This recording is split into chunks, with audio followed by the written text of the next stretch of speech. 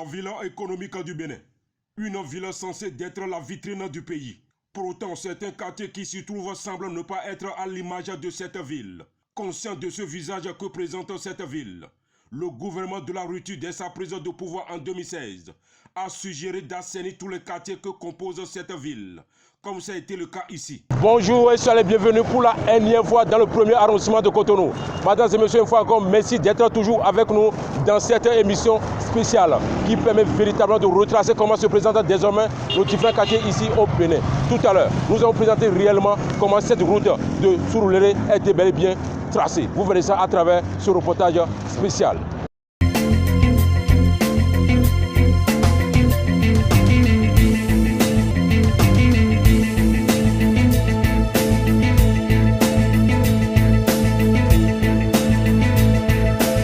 Pendant plusieurs années, la population du quartier Korigbo et Surulere ont tout le temps vécu dans un dépotoir extrême.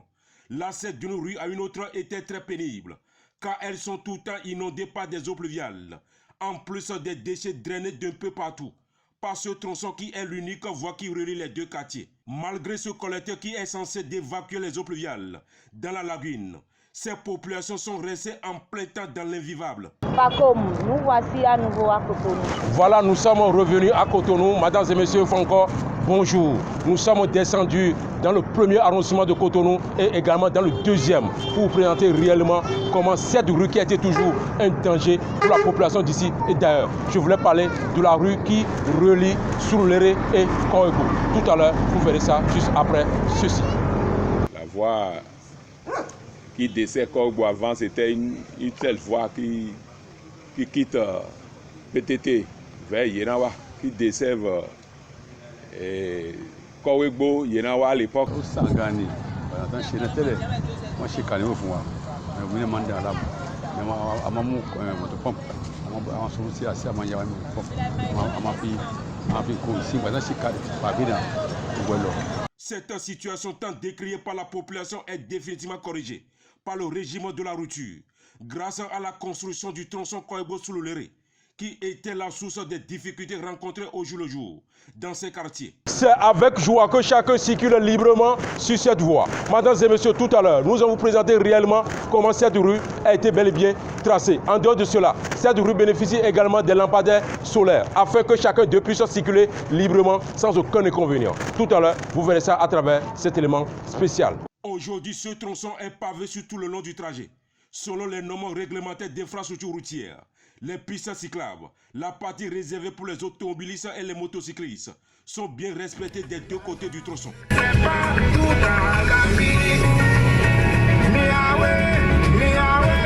Aujourd'hui maintenant, cette voie a participé à l'assainissement du quartier et nous ne subissons plus des inondations accrues, les inondations les plus hautes là, qui véritablement dérangent la population. Au temps de la rupture maintenant, le gouvernement nous a offert une nouvelle joyau de deux voies qui quittent vers Yagbe Surulere à Korigbo.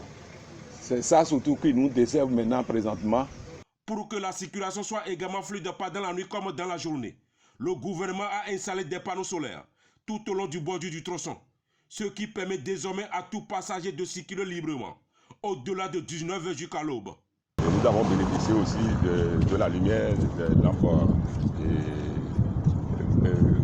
des lampes solaires, et ce qui éclaire la rue et fait véritablement aussi, qui donne aussi la fierté pour le quartier de Surulere. Nous pouvons voir si on a tiché, si papier ou passer au pas, mais tu vas aller passer.